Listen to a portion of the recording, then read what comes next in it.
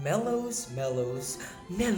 Nasaan si Melos? Ayun, andito lang pala siya sa Sining at Debosyon, NU Balibag's first Grand Marian Exhibit.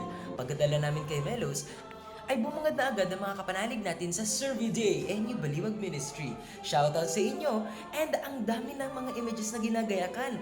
Ang gaganda! Ang sipag naman ni Kuya Nerds niyo habang inaayusan ang pedestal ni Melos. And wala, tapos na! Pwede na natin siya mabisita. Time check mga panalig at 7:40pm. Nandito po ngayon si Melo, Santo Niño del Monte, Carmelo.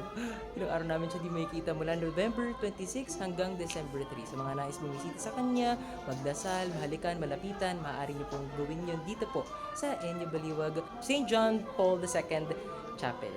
Kita-its mga panalig. Amen po ba? Amen! God bless us always mga kapanalig.